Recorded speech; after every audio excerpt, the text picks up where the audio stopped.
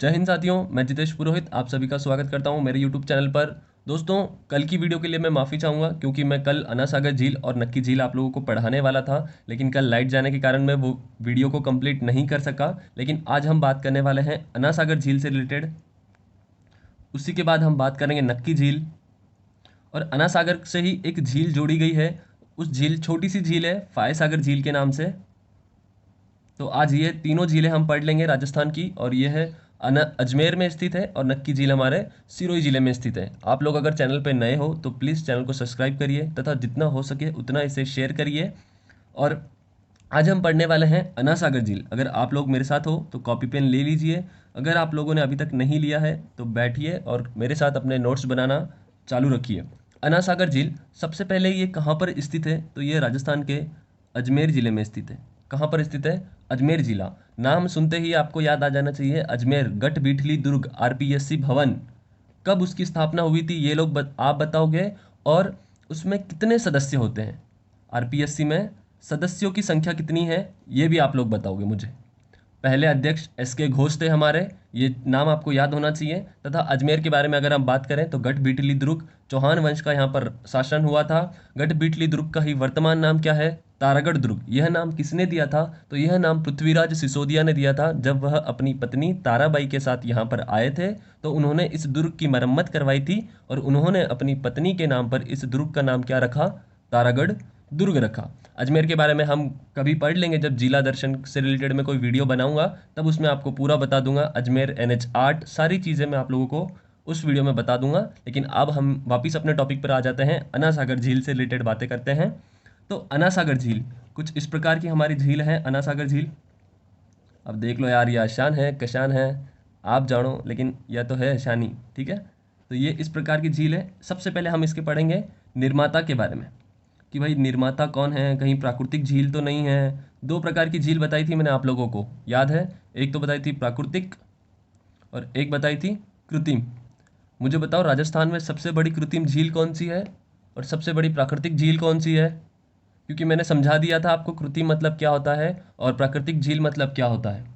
अगर आप लोगों को नहीं पता है तो प्राकृतिक झील मतलब प्रकृति के निर्माण से बनी हुई झील, और कृत्रिम झील मतलब किसी राजा या किसी व्यक्ति के द्वारा बनाई गई झील।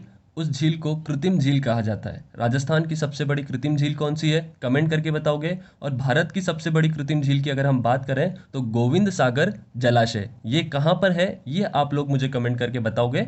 हम अन्ना सागर झील के बारे में पढ़ रहे हैं, तो अन्ना सागर का निर्माण, सबसे पहले कोई भी झील पढ़ो आपको दो चीज़ें इंपॉर्टेंट सी याद होनी चाहिए। एक तो वह किस जिले में स्थित है, उसका निर्माण, और उसके आसपास की चीज़ें। मतलब बहुत सारी, मैंने कल की वीडियो पढ़ाई है आप लोगों को फतेह सागर झील में, तो फतेह सागर झील के पास किसका स्मारक चिन्ह बना हुआ है? जैसे महाराणा प्रताप का स्मारक चिन्ह बना हुआ है, सहेलियों की बाड़ी है वहाँ पर, और भी उस झील में एक पार्क बना हुआ है नेहरू पार्क। इस प्रकार की आपको चीज़ें याद होनी चाहिए। वहाँ पर एक वेधशाला चलती है ब्राज़ील की, सॉरी बेल्जियम की मदद से चलती है। फिर बेल्जियम की करेंसी यूरो, बेल्जियम की कैपिटल क्या है? ब्रुसेल्स। ऐसी चीज़ें आपको लिंक रहनी चाहिए, ऐसी चीज़ें आपको याद रहनी चाहिए। बात कर रहे हैं इस झील के निर्माता के बारे में, तो इस झील का निर्माता थे पृथ्वीराज चौहान तृतीय के दादाजी अर्णोराज। कौन थे? अर्णोराज चौहान। ये भी चौहान वंश के शासक हुए थे, अर्णोराज चौहान। और ये किनके बेटे थे अगर वैसा पूछा जाए तो यह थे हमारे अजय राज के बेटे। अजय राज ने ही अजमेर में 1113 में चौहान वंश की स्थापना की थी। कहाँ की थी इन्होंने? तो अजमेर में 1113 में, जब इन्होंने गढ़बिटली दुर्ग भी बनाया था। और इन्होंने ही चौहान वंश की स्थापना कहाँ की है? अजमेर जिले में। इन शासक के बाद हुए थे हमारे अर्णोराज चौहान। अर्णोराज चौहान का अगर शासनकाल देखा जाए तो 1133 से 1153। 33 में कितने जोड़ने हैं? 33 में हमें 20 साल जोड़ने हैं, 33 से 53। इस प्रकार आप इसके याद रख सकते हो। लेकिन अर्णोराज ने अन्ना सागर झील का निर्माण कब किया, ये चीज़ इंपॉर्टेंट है। तो इन्होंने 1137 में इस झील का निर्माण किया। 35 से कार्य प्रारंभ हो चुका था, लगभग 2 साल में यह झील बनके तैयार हुई थी।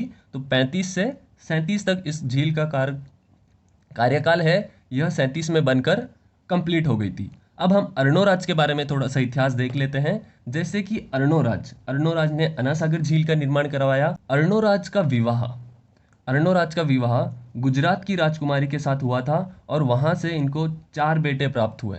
उन राजकुमारी से इनको कितने बेटे प्राप्त हुए? 4 बेटे प्राप्त हुए। और इन 4 बेटों का नाम सबसे पहले जगदेव, उसके बाद विग्रहराज चतुर्थ, उसके बाद अपराग्य और इसका आखिरी बेटा सोमेश्वर। सोमेश्वर ही पृथ्वीराज चौहान तृतीय के पिताजी रहते हैं। इनका विवाह दिल्ली में हुआ था। किससे हुआ था? आप लोग बताओगे मुझे कमेंट करके, अगर आप लोगों को पता है तो। वह राजकुमारी दिल्ली की थी, तंवर वंश से संबंध रखती थी। अब तो आपको नाम याद आ ही गया होगा। नाम याद आ गया है तो कमेंट कर दो मेरे साथ। 4 बेटे हुए, जगदेव, विग्रहराज चतुर्थ, अपराग्य और सोमदेव। लेकिन अर्णोराज की हत्या जगदेव के द्वारा कर दी जाती है। शासन गद्दी को लेकर इनकी हत्या कर दी जाती है जगदेव के द्वारा। इसीलिए जगदेव ही चौहानों के प्रथम पितृहंता बने थे। आप लोगों से पूछे जाते हैं चौहानों के प्रथम पितृहंता, तो वो है जगदेव। लेकिन आप कमेंट करके बताओगे कि मेवाड़ के प्रथम पितृहंता तथा उसके बाद राठौड़ों के और उसके बाद प्रतिहारों के, गुर्जर प्रतिहारों के, ये 4 तो भी आपको कम से कम याद होने ही चाहिए। जैसे चौहानों का जगदेव हो गया। चौहानों के प्रथम पितृहंता कौन थे? तो जगदेव हो गया। लेकिन आपको बताना है मेवाड़ के, फिर आपको बताना है राठौड़ों के और उसके बाद आपको बताना है गुर्जर प्रतिहारों के पितृहंता का नाम क्या है। सीक्वेंस में मेरे साथ कमेंट करते चलना आप लोग। अगर आप मेरे साथ पढ़ रहे हो तो कॉपी पेन ले लो, ताकि आप लोगों को भी ये नोट्स बन जाएं और जो मैं क्वेश्चन पूछता हूँ उनके आप कमेंट करो। कमेंट करने के लिए मैं क्यों कह रहा हूँ? क्योंकि अगर आप कमेंट करोगे तो आपको चीज़ें याद रहेगी, वो चीज़ों को आप लिखोगे तो आपके दिमाग में बैठेगी। इसीलिए उन चीज़ों की मैं कमेंट करने को कह रहा हूँ। और ये क्वेश्चन बहुत इंपॉर्टेंट क्वेश्चन हो जाते हैं, एग्जाम में पूछे जाते हैं कि मेवाड़ का प्रथम पितृहंता कौन था। क्वेश्चन घुमा के पूछ लिया जाए तो आपको उनका नाम दे दिया जाएगा और ऐसा कहा जाएगा उन्होंने किस शासक की हत्या की थी, या फिर अपने पिताजी की हत्या की थी तो उनके पिताजी कौन थे। ये चीज़ें आपको ऐसी याद होनी चाहिए। अब हम वापिस अर्णोराज के बारे में सारा कंप्लीट हो गया। इतिहास बहुत बड़ा है इनका, लेकिन मैं जोड़ना चाहूँ तो इतना काफ़ी है आप लोगों के लिए। और कभी जब हम अर्णोराज के चौहान वंश के बारे में मैं पढ़ाऊँगा तब मैं वहाँ पर आपको ये सारी चीज़ें और अच्छे से समझाता जाऊँगा। तो अगर आप लोगों ने अभी तक चैनल को सब्सक्राइब नहीं किया है तो चैनल को सब्सक्राइब कर दो, वीडियो को लाइक भी कर दो अगर अच्छी जानकारी लग रही है तो। उसके बाद हम बात करते हैं जैसे ये कहाँ पर बनाई गई थी। तो सभी को पता है ये अजमेर ज़िले में बनाई गई। अजमेर में भी कहाँ पर, अगर स्थान पूछा जाए तो यह झील नाग पहाड़ी व तारागढ़ के मध्य बनी हुई है। नाग पहाड़ी व तारागढ़ के मध्य यह झील बनी हुई है। उसके बाद इस झील का निर्माण, अभी झील का निर्माण किया है तो जाहिर सी बात है किसी ना किसी नदी का पानी रोक कर किया होगा, या फिर किसी नदी का पानी अजमेर की तरफ मोड़ा होगा। तो वह नदी कौन सी थी? तो वह नदी थी हमारी बांडी नदी। बहुत लोकप्रिय क्वेश्चन है कि अजमेर की अना सागर में, अजमेर के अना सागर झील में किस नदी का पानी आकर गिरता है? तो इस नदी का नाम है बांडी नदी और इसे ही चंदा नदी भी कहते हैं, चंद्रा नदी। बांडी नदी व चंद्रा नदी, ये दोनों जानकारी आप लोगों को याद रखनी है। बांडी नदी व चंद्रा नदी का पानी अजमेर के अना सागर झील में आकर गिरता है। बहुत इंपॉर्टेंट क्वेश्चन है, राजस्थान पुलिस में ये काफ़ी बार पूछा जा चुका है। कहाँ पूछा जा चुका है? राजस्थान पुलिस वाले इसे ध्यानपूर्वक अपने पास लिखिए। मैं बोल रहा हूँ कि किस नदी का पानी अजमेर के अना सागर झील में आकर गिरता है। इसी प्रकार आप मुझे बता सकते हो कि सांभर में किन नदियों का पानी गिरता है। 3 नदियाँ मैंने आप लोगों को याद करवाई थी, मैंथा, खंडेल और एक नदी का कुछ नाम था। आपको याद आ रहा है तो आप कमेंट करो, जल्दी से कमेंट करो, कमेंट करो। मेरे तो अभी दिमाग से निकल गया है, मैं आपको बाद में बता दूंगा, लेकिन आपको वो एक नाम बताना है। हाँ, याद आ गया, याद आ गया, रूपनगढ़। रूपनगढ़, रूपा रेल नहीं। रूपा रेल कहाँ बहती है? रूपा रेल भरतपुर में सिकरी बांध बना हुआ है, लेकिन रूपनगढ़ नदी का पानी सांभर के झील में जाकर गिरता है। आप बताओगे रूपनगढ़ का उद्गम कहाँ से होता है?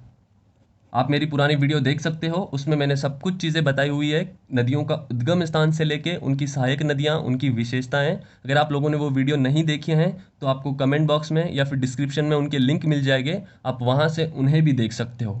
अब हम आगे चलते हैं इस झील के बारे में। वीडियो अच्छी लग रही है तो प्लीज़ लाइक कर दो, प्लीज़ इसे सब्सक्राइब कर दो। मेहनत कर रहा हूँ मैं भी आप लोगों के लिए, तो आप भी थोड़ा सा सपोर्ट करिए, जितना हो सके उतना इसे अपने दोस्तों में ज़रूर शेयर करिए। आगे हम बात करते हैं तो अजमेर। अजमेर में अकबर का किला बना हुआ है। अकबर के किले से आपको याद रखना है हल्दी घाटी युद्ध की जो रणनीति थी वह मान सिंह प्रथम के द्वारा अजमेर में ही बनाई गई थी। अब आपको एक जानकारी और याद रखनी है, मान सिंह प्रथम का साथी कौन था जिसने हल्दी घाटी युद्ध की योजना बनाई थी। एक बार एग्जाम में आ चुका है ये क्वेश्चन। उस समय ऐसा क्वेश्चन था कि हल्दी घाटी की योजना अकबर के किले में किसने बनाई। तो ऑप्शन में मान सिंह का नाम नहीं था, लेकिन मान सिंह का जो साथी था उसका नाम था। तो आप लोगों को अगर वो चीज़ पता है तो कमेंट करो, क्योंकि ये जानकारी बहुत इंपॉर्टेंट है। हम ऐसे ही जब पढ़ेंगे तो एक चीज़ के साथ अनेक सारी जानकारियां जोड़ते जाएंगे, तभी हमें सब कुछ चीज़ें पता होगी। आप लोग मुझे बताओगे कि हल्दी घाटी युद्ध की योजना मान सिंह प्रथम के साथ और कौन सा सेनापति था जिसने बनाई थी। अकबर के दुर्ग में, अकबर का किला कहाँ बना हुआ है, अजमेर में बना हुआ है। ठीक है, अब अकबर का संबंध यहाँ से आ गया तो मैं आप लोगों से एक दो क्वेश्चन पूछना चाहूँगा कि अकबर की मस्जिद कहाँ बनी हुई है। अकबर की मस्जिद बनी है हमारे आमेर जयपुर में बनी हुई है, लेकिन आप लोग मुझे बताओगे अकबर की छतरी कहाँ बनी हुई है। मैंने आपको अकबर का किला ये बना हुआ है हमारे अजमेर में, अकबर की मस्जिद ये बनी हुई है हमारे आमेर में, लेकिन आप मुझे बताओगे अकबर की छतरी ये कहाँ बनी हुई है। अकबर की छतरी राजस्थान में कहाँ बनी हुई है। अब अकबर का विवाह हुआ था हमारी जोधाबाई के साथ, ये कहाँ की राजकुमारी थी, तो ये हमारे आमेर वंश की राजकुमारी थी। और आमेर जयपुर का ही वह पहला वंश है जिसने मुगलों के साथ विवाह संबंध बनाए थे। आप उस राजा का नाम बताइए, उस शासक का नाम बताइए वह कौन सा शासक था जिसने अपनी पुत्री जोधा का विवाह अकबर के साथ किया था। कमेंट करते चलो। अगर आप लोगों ने कहीं पढ़ रखा है तो प्लीज़ कमेंट करो। ये सारे क्वेश्चन आप लोगों को पता होने चाहिए। अगर आपने नहीं पढ़ा है तो वो भी आप कमेंट में करो कि हमने ये जानकारी पहली बार सुन रहे हैं, हम ये नाम पहली बार सुन रहे हैं। तो मैं फिर अगली वीडियो में आप सभी को ये चीज़ें बताने का प्रयास करूँगा। अभी तो मुझे यही लग रहा है कि आप लोगों ने ये चीज़ें पढ़ रखी होगी, आप बस अपना नॉलेज को और अच्छे से बढ़ाने के लिए मेरी वीडियो देख रहे हो। लेकिन अगर आप लोगों ने ये चीज़ें सच में अगर कहीं नहीं पढ़ी है तो आप मुझे कमेंट करो कि हमने ये चीज़ें नहीं पढ़ी है। तो मैं फिर अगली वीडियो में उसी प्रकार के क्वेश्चंस आप लोगों से पूछूंगा, या फिर जो क्वेश्चन मैं आप लोगों से करूंगा उनके आंसर मैं खुद ही आपको बता दूंगा, ताकि आप कहीं ना कहीं नोट करते चलो और ये जानकारी आप लोगों को पता होती रहे। अब हम आगे इस झील के बारे में बात करते हैं। तो जैसे यहाँ पर जहांगीर आया था, जहांगीर जब आया, कौन आया, जहांगीर। अब जहांगीर आया तो जहांगीर को कुछ काम था क्या, नहीं था। उसने क्या किया, यहाँ पर एक बाग बना दिया। यहाँ पर क्या बना दिया, एक बाग बनाया। उस बाग का क्या नाम दिया गया, दौलत बाग। क्या नाम दिया गया भाई, दौलत बाग। और इस दौलत बाग को ही वर्तमान में जो अभी प्रेजेंट नाम इसका है वह क्या दिया गया है, सुभाष उद्यान। क्या दिया गया है, सुभाष उद्यान। तो ये दो जानकारी आपको यहाँ से याद रखनी है। अब इसको अगर हम वापस से पढ़ें एक बार तो सिंपल सा तरीका, अजमेर में स्थित है, अर्णोराज ने बनाया 1137 में। अजमेर में नाग पहाड़ी व तारागढ़ दुर्ग के मध्य स्थित है। बांडी नदी का पानी आकर गिरता है, जहांगीर यहाँ पर आता है और दौलत बाग बनाता है। लेकिन इस दौलत बाग का वर्तमान में नाम क्या रख दिया गया है, सुभाष उद्यान रख दिया गया है। जानकारी अगर पसंद आ रही है तो प्लीज़ एक लाइक कर दो। अभी तक सब्सक्राइब नहीं किया है तो जल्द से जल्द सब्सक्राइब करें, पास बने हुए बेल आइकन को भी प्रेस कर दें, ताकि रोज़ जो वीडियो आती है उसकी नोटिफिकेशन आपको मिलती रहे। अब जहांगीर ने ही इसी झील के पास एक वाटरफॉल बनाया। वाटरफॉल झरना ही कहते हैं, झरना इंग्लिश में इसे वाटरफॉल कहते हैं। अब ये इस वाटरफॉल का क्या नाम दिया गया, इस झरने का क्या नाम दिया गया, तो इस झरने का नाम रखा था चश्मा ए नूर। क्या नाम रखा इस झरने का, चश्मा ए नूर रखा। और इस झरने के निर्माता कौन है, हमारे जहांगीर। अब मैं जहांगीर से रिलेटेड आपको क्वेश्चन पूछना चाहूँगा। आरएस के एग्जाम में, राजस्थान में बहुत इंपॉर्टेंट एग्जाम होती है आरएस की एग्जाम, बहुत सारे लोग इसकी तैयारी करते हैं। उसमें एक बार क्वेश्चन पूछा गया कि जहांगीर के महल कहाँ स्थित है। जहांगीर के महल ये कहाँ पर स्थित है, अगर आप लोगों को पता है तो आप कमेंट करो, ताकि मुझे भी पता चल सके कि आपको चीज़ें कितनी पता है। अगर आपको नहीं पता है तो आप वो भी कमेंट में लिख दो सीधे सीधे कि हमें नहीं पता है, ताकि मैं अगली वीडियो में इन सभी क्वेश्चन के आंसर आप लोगों के लिए रख सकूँ। जहांगीर के महल आप लोगों को बताने हैं, तथा जहांगीर से एक और नाम याद आता है, सलीम। तो सलीम के महल कहाँ पर है, यह भी आप लोगों को बताना है। जहांगीर महल और सलीम महल, ये दोनों चीज़ें कहाँ पर है राजस्थान में, आप लोग मुझे बताओगे। उसके बाद यहीं पर जब जहांगीर का काल खत्म हो गया, जहांगीर के बाद यहाँ पर आया था शाहजहां। कौन आया भाई? शाहजहां। अब जहांगीर, चलो ठीक है, एक बार और बताओ कि जहांगीर का विवाह किसके साथ हुआ। एक बात मैं आप लोगों को बता देना चाहता हूँ, जहांगीर को जो पत्नी थी उसे दिल्ली में या फिर उसे मुगल दरबार में शाह बेगम के नाम से जाना जाता था। आप लोग मुझे उन शाह बेगम का नाम बता सकते हो कमेंट बॉक्स में। अगर आप लोगों को पता है, आप लोगों ने कहीं नोट कर रखा है, तो अपनी नोट्स को देखो। वो बेचारी पता नहीं कहाँ पड़ी हुई है, किस कोने में पड़ी हुई है, उसे जाओ, उसे देखो कि मैंने कहाँ पर क्या चीज़ लिख रखी है। स्टडी उस प्रकार की होनी चाहिए कि आपको पता होना चाहिए कि मैंने किस पेज पर क्या लिख रखा है, कौन सी किताब में, कौन सी नोटबुक में मैंने कौन सी जानकारी ऐड कर रखी है। इस प्रकार की अपनी तैयारी करो, एक दिन सफलता आप लोगों के लिए ज़रूर मिलेगी। जैसे जहांगीर आ गया, यहाँ पर दौलत बाग बना दिया और चश्मा ए नूर नाम का एक झरना बना दिया। उसके बाद यहाँ पर आया शाहजहां। अब शाहजहां ने क्या किया? तो शाहजहां ने यहाँ पर 12 दरी बनाई। 12 दरी। अब ये 12 दरी मतलब क्या होता है? तो शाहजहां ने यहाँ पर 5 छतरियां और 12 दरवाजे क्या बनाए भाई संगमरमर के? तो 5 छतरियां बनाई और 12 दरवाजे बनाए। ये किसने बनाए? जहांगीर ने बनाए, सॉरी, ये बनाए हमारे शाहजहां ने। अब शाहजहां और जहांगीर ये दोनों ही मुगल शासक थे। ये दोनों ही क्या थे? मुगल शासक थे। लेकिन इन दोनों की जो माँ थी, इन दोनों की जो माँ थी वह हमारी राजपूत थी। वह राजपूत राजकुमारियां थी। तो आपको ये चीज़ें याद रखनी है। इन दोनों की माँ क्या थी? हिंदू तथा हमारे राजपूत समाज से रिलेटेड रखती थी वो। बस आपको एक और जानकारी याद रखनी है कि अन्ना सागर झील को ही एक अन्य झील के साथ जोड़ा गया है। इस झील का नाम क्या है? फाय सागर झील। क्या नाम है? फाय सागर झील। अब क्या होता है कि फाय सागर झील, चलो हम बात कर लेते हैं फाय सागर झील के बारे में। यह झील कहाँ पर है? यह भी अजमेर में है। और इस झील का नाम फाय सागर झील क्यों पड़ा, अगर वो क्वेश्चन पूछा जाए, तो इस झील का एक इंजीनियर था। उसका नाम क्या था? इंजीनियर का नाम था फाय। क्या नाम था भाई इंजीनियर का? उस इंजीनियर का नाम फाय होने के कारण इसको नाम दिया गया फाय झील, तथा फाय सागर झील इसे कहा जाता है। लेकिन इसकी एक विशेषता आपको क्या याद रखनी है?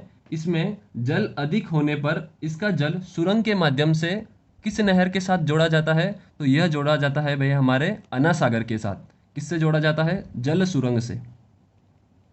किससे जोड़ा जाता है? जल सुरंग के माध्यम से अन्ना सागर झील के साथ जोड़ दिया जाता है। तो यहाँ पर हमारी अजमेर भी कंप्लीट हो गई और हमारी फाय सागर झील भी कंप्लीट हो गई।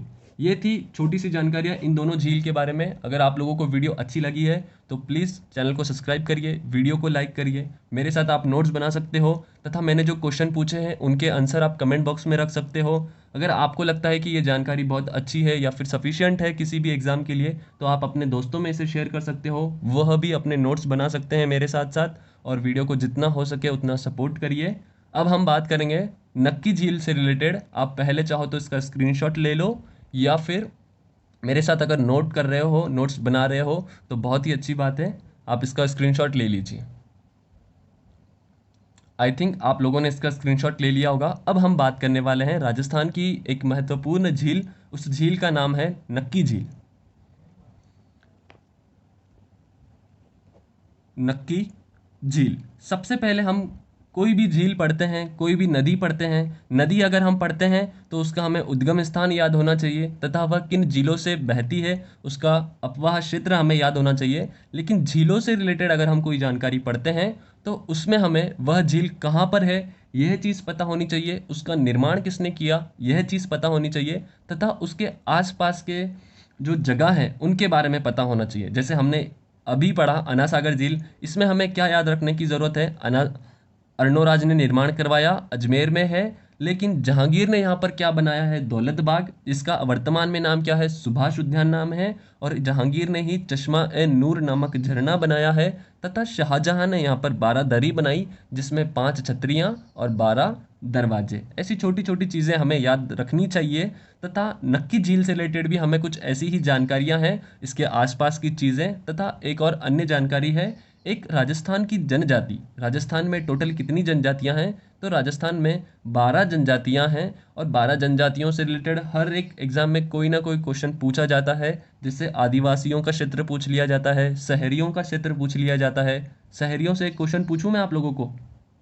चलो पूछ ही लेता हूं। शहरियों का कुंभ कहाँ लगता है? शहरियों का कुंभ कहाँ लगता है ये आप मुझे बताओ। आदिवासियों का कुंभ कहाँ लगता है ये बात भी आप मुझे बता सकते हो। ठीक है, हम नक्की झील से रिलेटेड बात करेंगे। तो नक्की झील ये कहाँ पर स्थित है? सबसे पहले अगर हम ये देखें तो ये राजस्थान के सिरोही जिले में स्थित है। सिरोही जिला। अब सिरोही जिला और स्थान अगर पूछ लिया जाए तो माउंट आबू। सिरोही जिला, माउंट आबू। अब भैया सिरोही जिला, राजस्थान में सर्वाधिक ठंड यहाँ पर होती है सिरोही जिले में। और सिरोही जिले को ही राजस्थान का क्या कहते हैं? शिमला, कश्मीर, पंजाब, क्या कहते हैं? कमेंट करके बताओ। शिमला, कश्मीर, पंजाब, तीनों चीज़ों में से आप लोग मुझे बताओ कि सिरोही को क्या कहते हैं। और जो मैंने अन्य दो नाम बताए, कश्मीर और पंजाब। पंजाब तो चलो मैं बता देता हूँ, सांचौर, जालो सांचौर को कहते हैं राजस्थान का पंजाब। लेकिन चलो और भी जो चीज़ें हैं आप लोग मुझे बताते चलो। और माउंट आबू, माउंट आबू से हमें क्या याद रखना है? सर्वाधिक वर्षा यहाँ पर होती है राजस्थान की। अगर सर्वाधिक वर्षा वाला स्थान पूछा जाए, सर्वाधिक वर्षा वाला स्थान कौन सा है हमारा? माउंट आबू। अब सर्वाधिक वर्षा वाला स्थान माउंट आबू है, तो सबसे कम वर्षा किस जिले में होती है? आप सभी को पता है, राजस्थान में जैसलमेर जिले में पश्चिमी भाग में सबसे कम वर्षा होती है। लेकिन अगर स्थान का नाम पूछा जाए, जैसे ये स्थान है, सर्वाधिक वर्षा किस जिले में होती है, वह आंसर अलग है। इसी प्रकार अगर सबसे कम वर्षा वाला स्थान, कम वर्षा वाला स्थान यह कौन सा है? तो यह जैसलमेर का ही एक गांव होता है, सम गांव। कौन सा गांव? जैसलमेर का ही सम गांव। तो वहां पर क्या होती है? सर्वाधिक वर्षा कम होती है। उसके बाद हम नक्की झील के बारे में आ जाते हैं। तो नक्की झील, हमारी झील भी कुछ इस प्रकार की हम ये झील बना देते हैं। अब या तो देख लो आप, आपकी कला है कि आप झील कशान बनाओ, कई बनाओ। आप लोग अगर मान ला रहे नया जुड़ रहे हो तो हमारा भाई लोग प्लीज़ चैनल ने सब्सक्राइब करो। मैं मेहनत कर रही हूँ आप लोगों के लिए, और आपने बस एक काम करना है, थोड़ा सा सपोर्ट करना है, इन्हें शेयर करना है, जितना हो सके उतना अपना दोस्तों में इसके साथ जोड़ो। तथा आप शेयर करो, कमेंट करो, सब्सक्राइब करो, यही मेरे लिए मोटिवेशन रहेगा। और यही सारी चीज़ों से मैं और आगे अच्छी अच्छी वीडियो बनाने का प्रयास करूंगा। भूगोल से रिलेटेड मैं आपको एक प्रॉमिस दिला देता हूं मेरे तरफ से कि राजस्थान का भूगोल से रिलेटेड आपकी कोई भी जानकारी मैं नहीं छोड़ूंगा। सारे प्रश्न आप लोगों के कवर करवाऊंगा।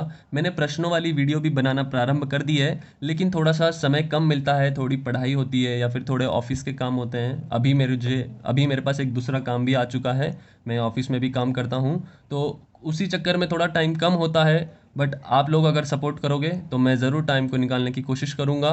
और मैं एग्ज़ाम वाली जो वीडियोस आती हैं, जैसे प्रश्नों की रिलेटेड वीडियो होती है, वो भी मैं बनाने की प्रयास करता हूँ। दिन में मैं आप लोगों को 2 वीडियो देने की कोशिश करूँगा। तो जितना हो सके आप उतना इसे शेयर करिए तथा सब्सक्राइब ज़रूर करिए अगर आप लोग इसे पहली बार विजिट कर रहे हो तो। नक्की झील के बारे में हम बात करते हैं। जैसे नक्की झील का निर्माता, चलो बताओ नक्की झील का निर्माता कौन है भाई? नक्की झील का निर्माण किसने किया? जो भी इस क्वेश्चन का राइट आंसर बताएगा उसको मेरी तरफ से पेटीएम दिया जाएगा। चलो, पेटीएम पाने का बहुत अच्छा मौका। नक्की झील का निर्माण किसने किया? तो इस झील का निर्माण ना किसी राजा ना किसी व्यक्ति ने किया है। तो अब ये कौन सी झील हो गई? यह झील हमारी राजस्थान की प्राकृतिक झील हो गई।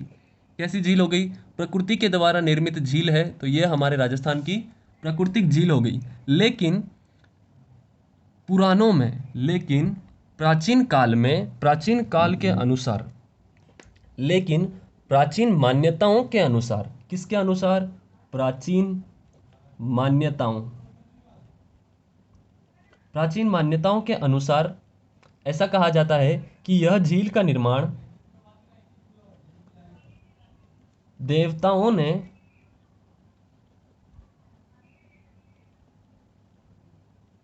अपने नाखून से किया था, अपने नाखूनों से। आप लोगों को सारी जानकारी अच्छे से दिख रही है? आप मुझे कमेंट कर सकते हो कि हाँ हमें जानकारी अच्छे से दिख रही है। आई थिंक आप लोगों को सब कुछ दिख रहा होगा अच्छे से। तो जैसे हम बात कर रहे हैं नक्की झील के बारे में, तो नक्की झील का निर्माण यह किसी राजा या फिर किसी व्यक्ति ने नहीं किया है। यह झील प्राकृतिक झील है, लेकिन प्राचीन मान्यताओं के अनुसार ऐसा कहा जाता है कि यह राजस्थान की एकमात्र झील है जिसका निर्माण देवताओं ने अपने नाखूनों से किया था। और यह झील के बारे में अगर कुछ कहा जाए, इसकी विशेषताओं के बारे में अगर देखा जाए, तो यह राजस्थान की सर्वाधिक ऊंचाई पर स्थित झील है। कैसी झील है? राजस्थान की सर्वाधिक ऊंचाई पर स्थित झील है। अब सर्वाधिक ऊंचाई वाली बात हो गई, तो हमें याद रखनी है सबसे निचली झील। सबसे निचली झील, ये झील कौन सी है? मैंने आप लोगों को बहुत अच्छे से पढ़ा रखी है पिछली वीडियो में, जब मैंने आपको घग्गर नदी के बारे में समझाया था। अगर आपने वो वीडियो नहीं देखी तो डिस्क्रिप्शन में उस वीडियो की लिंक है, वहां पर देख लीजिए। लेकिन आपको अगर नाम याद रखना है तो तलवाड़ा।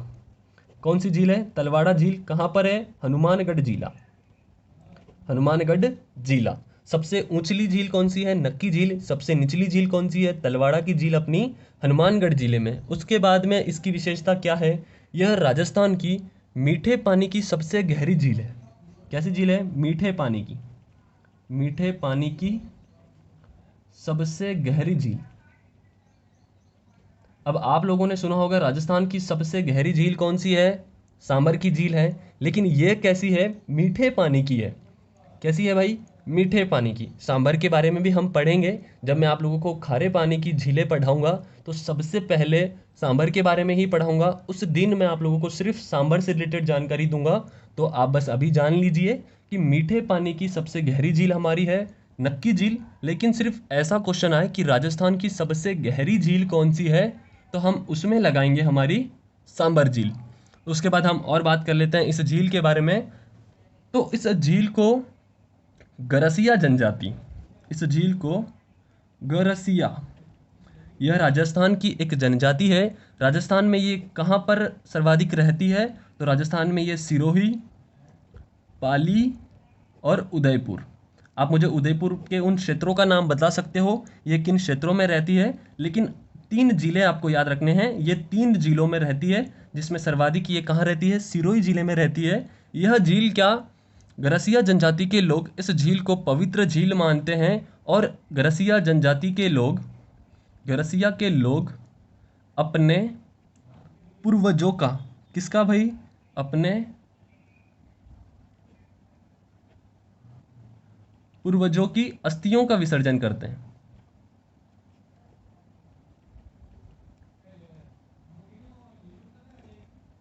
किसका विसर्जन करते हैं? अपनी अस्थियों का विसर्जन करते हैं, पूर्वजों की अस्थियों का। जैसे कि पुष्कर में भी होता है, गंगा नदी में भी सब लोग जाते हैं। लेकिन गरसिया जनजाति के लोग कहाँ करते हैं? तो हमारी नक्की झील में करते हैं। गरसिया जनजाति के बारे में अगर मैं एक दो जानकारी और दे दूं आपको, तो गरसिया जनजाति, सबसे इंपॉर्टेंट क्वेश्चन पूछे जाते हैं कि मुखिया को क्या कहा जाता है? आप लोग मुझे बताओगे कि भीलों के मुखिया को क्या कहा जाता है, भीलों के घर को क्या कहा जाता है? जैसे भीलों के घर को कू या टापरा कहा जाता है। क्या कहा जाता है? कू या टापरा। लेकिन उसी प्रकार भीलों के मुखिया को क्या कहा जाता है? आप लोग कमेंट करके बताओ। और गरसियाओं का जो मुखिया होता है, चलो मैं इधर लिख देता हूं, आप लोगों को ये जानकारी नहीं दिख रही होगी। तो गरसियाओं का जो मुखिया होता है, इसे सहलोत कहते हैं। क्या कहते हैं? सहलोत कहा जाता है। गरसियाओं के मुखिया को सहलोत कहा जाता है। और गरसियों में ही एक जानकारी आपको याद रखनी है, घूरे। आप लोग मुझे बताओगे गरसियाओं में ही घूरे का मतलब क्या होता है? इससे रिलेटेड क्या जानकारी है घूरे से रिलेटेड? आप लोग मुझे कमेंट करके बताओ। तो गरसिया जनजाति के लोग क्या करते हैं? अपने पूर्वजों की अस्थियों का विसर्जन नक्की झील में करते हैं। और गरसिया जनजाति इसे पवित्र झील मानती है। उसके साथ साथ गरसिया मोर तथा सफ़ेद रंग को भी पवित्र मानते हैं। और उसके बाद गरसियों के बारे में हम कभी अगली वीडियो में पढ़ लेंगे, जहां पर मैं जनजातियों के बारे में भी आप लोगों को कभी पढ़ाऊंगा। तो उसमें हम गरसिया जनजाति से रिलेटेड बातें जान लेंगे। लेकिन जो छोटी मोटी बातें हैं, जैसे ये सिरोही, पाली, उदयपुर में निवास करती है तथा यह नक्की झील को पवित्र मानती है, उसके साथ साथ ये मोर और सफ़ेद रंग को भी पवित्र मानते हैं। इनके मुखियाओं को सहलोत कहा जाता है। तथा आप लोग मुझे बताने वाले हो घूरे मतलब क्या होता है। उसके साथ आप मुझे गोवर्धन मतलब भी बता सकते हो कि गोवर्धन का अर्थ क्या होता है। आगे हम बात करते हैं नक्की झील से बारे में। तो नक्की झील पे ही एक रघुनाथ रघुनाथ मंदिर स्थित है। रघुनाथ जी का मंदिर भी यहीं पर स्थित है, आपको ये जानकारी याद रखनी है। यहाँ पर क्या है भाई, रघुनाथ जी का मंदिर स्थित है। उसके बाद अगर हम देखे जाए तो यहाँ पर एक 3 गुफाएं हैं। क्या है भाई, इस प्रकार की 3 गुफाएं हैं। अब उन गुफाओं का नाम कैसे याद रखना है, पहली गुफा का नाम है हाथी गुफा, दूसरी गुफा का नाम है चंपा गुफा, और तीसरी गुफा का क्या नाम है, राम सराखा। इसका क्या नाम है, राम सराखा। इस प्रकार की 3 गुफाएं हैं, हाथी गुफा, चंपा गुफा तथा राम सराखा गुफा। उसके बाद एक और इंपॉर्टेंट जानकारी, जो आखिरी जानकारी होगी नक्की झील से रिलेटेड, उसके बाद हमारा ये वीडियो खत्म हो जाएगा। बस 2 मिनट की और जानकारी है, आप सुन लीजिए। यहीं पर 2 विशेष प्रकार की चट्टानें पाई जाती है। क्या पाई जाती है, 2 चट्टानें पाई जाती हैं, जिसमें से पहली चट्टान का नाम मैं यहाँ पर लिख देता हूँ, आप लोगों को नहीं दिख रहा होगा। पहली चट्टान, उसका नाम है नन रॉक, नन रॉक। और दूसरी चट्टान है, उसका क्या नाम है, उसका नाम है toad rock. Nun rock, toad rock. वैसे पैरट भी पाई जाती है और नंदी भी पाई जाती है, बट आप ये दोनों को याद रखिए। नन रॉक का मतलब क्या होता है, महिला के समान, महिला के समान दिखने वाली चट्टान। और टॉड रॉक का मतलब क्या होता है, मेंढक के समान। किसके समान, मेंढक के समान दिखने हुई चट्टान। तो ये थी आज की वीडियो की जानकारी। अगर अच्छी लगी है तो प्लीज़ सब्सक्राइब करिए। जितने मैंने क्वेश्चन पूछे हैं उनके अगर आप लोगों को आंसर पता है तो प्लीज़ उनके आंसर कमेंट करिए, तथा आपकी जानकारी भी अच्छी हो और आपको चीज़ें लंबे समय तक याद रहे। क्योंकि 10 बार पढ़ना और 1 बार लिखना, ये दोनों चीज़ें बराबर होती है। तो आप एक बार कहीं ना कहीं इसे लिखिए। आप मेरे साथ अपने नोट्स प्रिपेयर कर सकते हो, लेकिन अगर आपको लगता है कि ये किसी मेरे दोस्त को भी मदद करेगा तो उसे भी शेयर करिए। आप लोग अगर मेरे साथ नए हो तो चैनल पर जुड़ जाइए। और आप लोगों को एक काम करना है, आपको 3 ग्रुप और 5 दोस्तों में, अपने 3 ग्रुप और 5 दोस्तों में इसे शेयर करना है। दोस्त कौन से, कि उनसे, कि उनको इन वीडियो के माध्यम से या फिर इन नोट्स के माध्यम से मदद होगी और वह भी अपने दोस्तों में शेयर करेंगे। तो इस प्रकार हमारा परिवार बढ़ता जाएगा यूट्यूब पर, और मैं भी आप लोगों को और अच्छे से तथा और अन्य वीडियो के माध्यम से आप लोगों के टॉपिक्स कवर करवाता रहूँगा। और क्वेश्चंस के माध्यम से भी मैं आपके बहुत सारे टॉपिक्स कवर करवाने की कोशिश करूँगा। तो आप चैनल पर जुड़ जाइए नए हो तो, और जितना हो सके उतना इसे शेयर करिए अपने दोस्तों में, अपने परिवार में, जितना हो सके उतना इसे शेयर करिए। तो मैं आप लोगों से इजाज़त चाहूँगा, मैं यहीं पर ये वीडियो समाप्त करता हूँ। आज हमारा टॉपिक हो गया अन्ना सागर, नक्की झील और फाय सागर झील। कल की वीडियो में जो हमारी बचेगी झील है हम उनके बारे में पढ़ लेंगे। तो आप कोई फिक्र मत रखिए, सारी मीठे पानी की झील में कवर करवा दूंगा। और मैं कोशिश करूंगा इस हफ्ते में आपकी खारे पानी की झीलें भी लगभग समाप्त करवा दूं, ताकि हम अगले हफ्ते से नया टॉपिक शुरुआत कर सकें, जिसमें हम पढ़ेंगे राजस्थान की मिट्टियाँ। तो आप लोग मेरे साथ जुड़ जाइए तथा शेयर करिए। जय हिंद, जय भारत।